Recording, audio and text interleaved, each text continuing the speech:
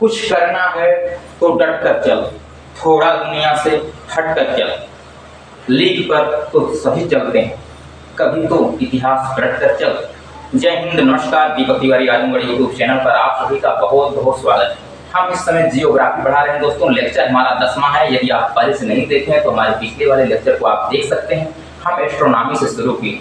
आइए आज हम चलते हैं सीधा बिना देर किए हुए सूर्य पर। क्या है, सूर्य पर चलते हैं। मान लीजिए हमारा क्या है, सूर्य। यह तारा हमारा सूर्य है। इसे कहते हैं स्टार।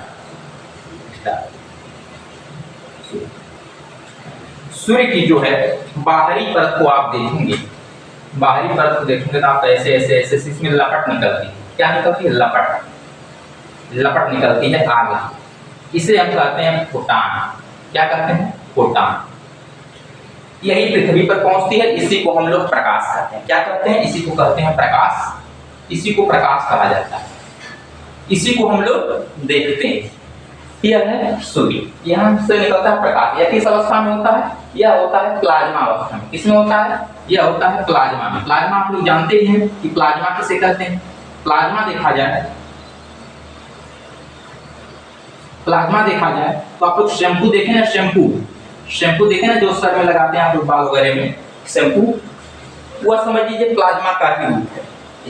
वह थोड़ा सा शीतल रहता है और यह जो है प्लाज्मा गर्म रहता है, क्योंकि सबसे गर्म अवस्था जो कहलाती है वह प्लाज्मा है और सबसे ठंडी जो अवस्था कहलाती है वह हमारी है बोस-आइंस्टीन। तो यह हमारी प्लाज्मा है। क्या है? प्लाज्मा। अब प्लाज्मा जैसा है, मान लीजिए थाली में पानी लेकर ऐसे ऐसे आप यदि घूम रहे हैं तो पानी क्या छलक सकता है कि नहीं? छलक सकता है कि नहीं छलक सकता है? उसी प्रकार ये प्लाज्मा भी जब सूर्य जो है गर्म करता है, 12 महीने अपना जो एक चक्कर लगाता है, जिससे जो है 12 राशियों का निर्धारण होता है, तो आप जानते ही हैं जब यह 12 महीने घूमता है, जब घूमेगा तो यह प्लाज्मा जो है कभी सरक सकता है, माने कभी निकल सकता है। तो जब यह निकलेगा, आप लोग जानते हैं, तो यहाँ से जैसे मान लीजिए निकलेगा, यह लपट जब निकलेगी कहीं वायुमंडल में प्रवेश कर जाएगी, सौरमंडल में। कहाँ जाएगी? सौरमंडल में प्रवेश कर जाएगी। लेकिन यहाँ पर है हमारी पृथ्वी। क्या है? यहाँ पर पृथ्वी है। यहाँ पर पृथ्वी है। अब पृथ्वी पर रहते हैं हम लोग, हैं कि नहीं? पृथ्वी पर हम लोग रहते हैं चारों तरफ। अब सोचिए जब पृथ्वी पर मानव रहता है, अब यहाँ से जब यह लपट निकलेगी, इस लपट को कहते हैं सौर ज्वाला। क्या कहते हैं? सौर ज्वाला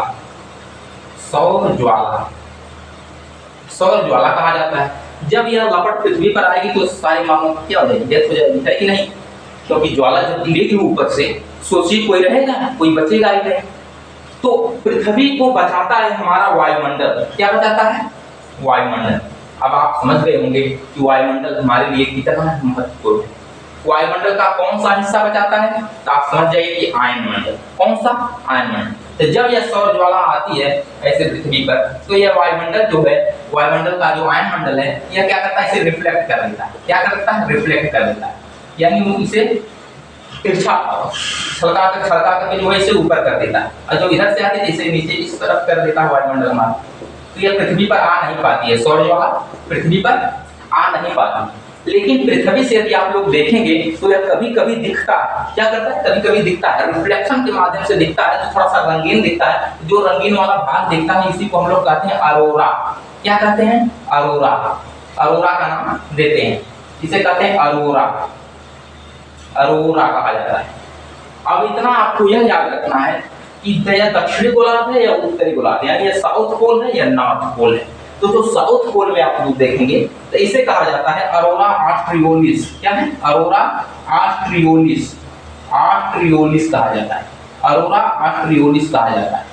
अब ऑस्ट्रेलिया नीचे है, दक्षिणी गोलार्ध में है, तो इससे आप लोग यह याद करिए कि अरोरा ऑस्ट्रियोलिस कहा जाता है। और ऊपर वाला जो रिफ्लेक्शन हुआ है इसे कहा जाता है अरोरा बोरियोलिस। क्या? बोरियोलिस के नाम से जाना जाता है। दरअसल हमारे यहाँ गर्मी बहुत अधिक है इस समय, ठीक ना? और हम जहाँ पर पढ़ा रहे हैं आप लोगों को, यहाँ पर कूलर वगैरह नहीं है लगा हुआ है, तो गर्मी बहुत अधिक हो रही है पढ़ाने में। तो यह जो ऊपर वाला हिस्सा जो इसे अरोरा बोरियोलिस कहते हैं, जो नीचे वाला हिस्सा इसे अरोरा ऑस्ट्रियोलिस के नाम से जाना जाता है। इसके बाद जब आप लोग देखेंगे तो जो यहाँ पर जैसे जब इसे क्रॉस करेगा, जब रिफ्लेक्ट करेगा, तो यहाँ पे कुछ आवाज होगी ना, इस आवाज को हम कहते हैं विस्लर। क्या कहते हैं? विस्लर कहा जाता है। इस आवाज को कहा जाता है विस्लर। एसएससी वगैरह में पूछा है क्वेश्चन में विस्लर क्या होता है, तो आप लोग समझ सकते हैं जो विस्लर होता है या यही से जो अरोरा को रिफ्लेक्ट करता है हमारा वायुमंडल, उसी पर जो आवाज आती है वहां पर, उसी को हम लोग विस्लर के नाम से जानते हैं। एग्जाम में बार बार पूछा है, एक बार आप पूछा विस्लर क्या, आप लोग समझे नहीं पाए विस्लर होता क्या है, या अंतरिक्ष में पाया जाता है या भूमि पर पाया जाता है, या पर्वत है या पहाड़ है या फिर वृक्ष है या क्या है या जीव है, किसी प्रकार का कोई लोग जान नहीं पाते। विस्लर यही है, जो आवाज यहाँ से जब रिफ्लेक्ट होता है यहाँ से जो आवाज आती है उसी आवाज का नाम विस्लर है। तो यहाँ आप लोग समझ गए होंगे कि इसे हम विस्लर कहते हैं। और यहाँ पर देखते हैं तो जब यहाँ से निकलता है तो जैसे जिसका जो ज्वाला तेज गति से निकल जाती है तो वह तो मान लीजिए निकल गई, और यहाँ से निकलती है इसे कहते हैं सोलर स्पॉट। क्या कहते हैं? Solar spot. सोलर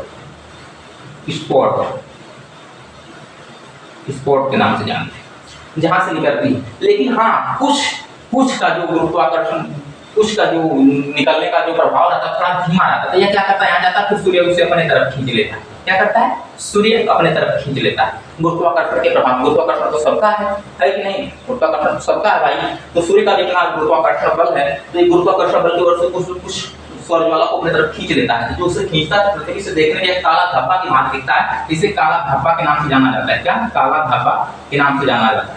काला धब्बा के नाम से जाना जाता है। लेकिन इसे देखेंगे तो इसे ब्लैक स्पॉट के नाम से जाना जाता है। इंग्लिश BLAC के ब्लैक स्पॉट के नाम से जाना जाता है।